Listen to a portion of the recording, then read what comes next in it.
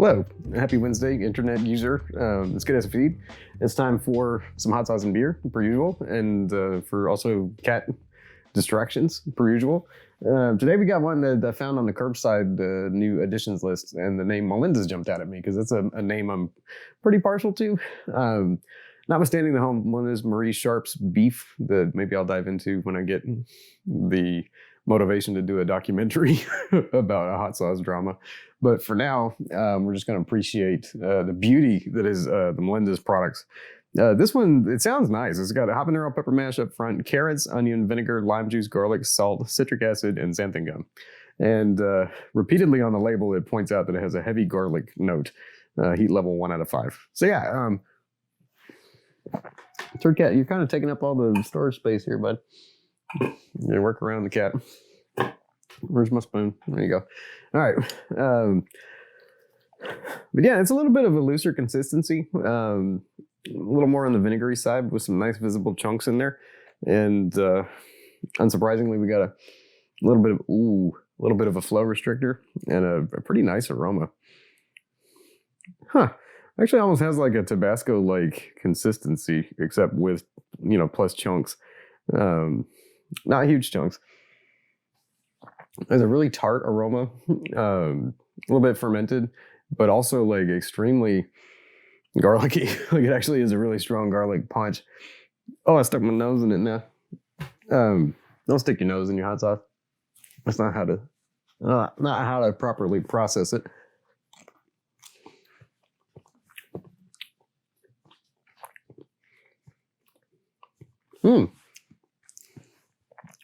Ooh, I like that. It's not too salty. It's not sweet at all, which is nice because habanero sauces a lot of times I feel like they have to make them sweet. Turcat, you're really in the way right now, buddy. But it does have a really strong garlic aroma and then a really intense habanero taste. And you have these nice little like chunks, which is a little unusual for something with this consistency. It's a little bit looser, but you do have these nice little kind of tender chunks in there to chew on. You get like a small hint of lime. It's not overpowering. And it's got that almost like El Yucateco a little bit, almost like a black peppery note at the end.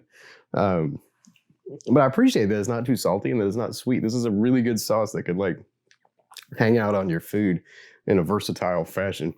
Without trying to butt in and steal the show, That being said, it does have a pretty powerful garlic hit. It's very good. It's not that expensive, it's like $6, I think, something like that. Which is, it's about the going rate for like a more interesting, more delicious type hot sauce from the bargain level. And then the heat, it says 1 out of 5. I don't know about no 1 out of 5. I think that's playing it down a little bit. It's more like it's got my ears just the tiniest little bit. It's got the roof of my mouth pretty good. Like it's a good 4, maybe a little bit, 4.5 maybe. Yeah, it's not a 1. I think if somebody read that if you're in Angelia and you read 1 out of 5, you're like, oh man, I'm good. And then you halt, and then you might experience regret. It's not crazy, but it's a little bit warm to be sure. I think it reminds me of Marie Sharp's Habanero a little bit. Might even be the same sauce, again, with the drama between the two. It's very similar, but it does have a more garlicky note to it. It's just as good. And as with Marie Sharp's Habanero, which I had a bottle of, I might have to put them side by side. That would be interesting to see if they're even partially different. This would be it is really good on breakfast tacos. Like I just know it because it's got that kind of taste where it's spicy enough to cut through all the fat and the bacon and stuff and the refried beans. But it's not trying to do something cute. Like it's just going to let the flavor party take place as it will. Yeah, breakfast taco, boom, right there. This is a perfect hot sauce for it.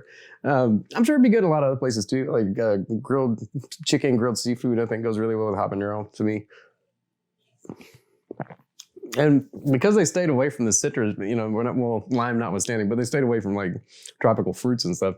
I think this would actually go pretty good with something like pizza or spaghetti, like Italian food, because it's got that garlic note and it doesn't have much else that's going to like interfere and intervene, with your flavor experience. It's just a nice, like solid habanero hot sauce with some garlic added in. Yeah, really good. Pretty warm though. I tell you what, like it's still creeping a tiny bit. Like it's no joke. 1 out of 5. They're trying to hurt people. Let's talk about this beer in a second. Welcome back from the baptism of commercials that you just experienced. This is from Freetail Brewery in San Antonio, Texas, on 1604, I think. My wife and I actually used to go here a lot when we were dating, many time ago.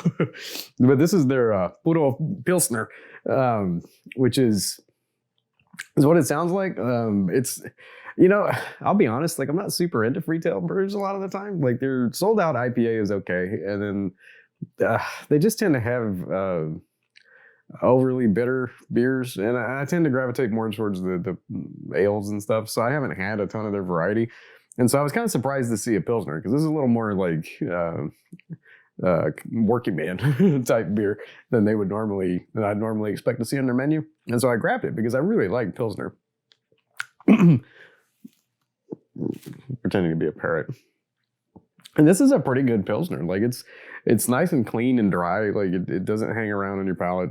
It's not it's bitter, but it's just a tiny bit bitter. It's nice and like crisp, and it's super clean tasting. Like it's just a nice Pilsner. It was nice to see them like just take a swing at a really nice, straightforward beer style for summer and kill it. Like really, really good. Really, really happy to see like cool branding and really good like summertime beers coming out of San Antonio, because so many like upstart breweries, I think, feel like they have to make like IPAs. You got to make IPAs, super bitter beers, like crazy flavors and stuff.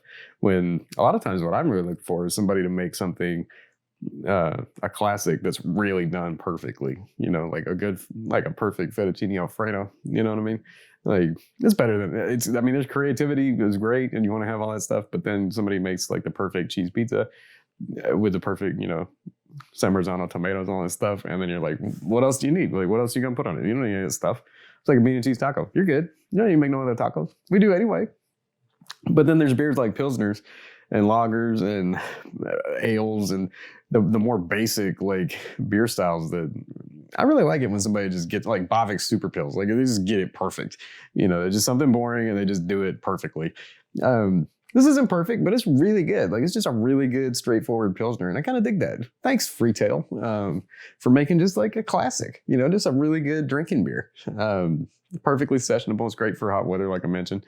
And it's good for barbecuing. Like it's just a nice little something different when you're going for like a nice after work beer or like a yard beer, as Steve Brown would put it, which is it's a terminology that I've used regularly since, because it is a type of beer. It's a type of bear like you're doing some hot yard work, you're all sweaty, you want to chug at something cold. That's the kind of beer that you're looking for in South Texas in the summer. And Freetail, oh, nailed it. Thank you. I appreciate you, Freetail. I appreciate you. Thanks for watching. You know, click subscribe if you haven't already. We do hot sauce reviews, spicy products. We do beers here and there. Fridays, we do a little something different every week, so it kind of varies. This Friday, I think we might be doing Miracle Berry. It's about time. I think that would be fun. Yeah, I think we're going to do that. So this Friday, we should dive into some Miracle Berry talk and experience Miraculin, the chemical compound that tricks your tongue into tasting psychedelic, you know, music experiences or something. So that'll be interesting. So click the bell. You'll be notified when that happens, and then everything else also. Yeah. Oh yeah, click like if you enjoyed this hot sauce and beer type on Wednesday night video. Yeah. Have a great Wednesday night. I hope the rest of the week is good to you. I will catch you Friday when the working is done. But until then, y'all, you know, take care. Enjoy yourselves. And ow, just random cat bite. That's cool. Yeah, y'all have a good day. Thanks for watching Good Ass Feet.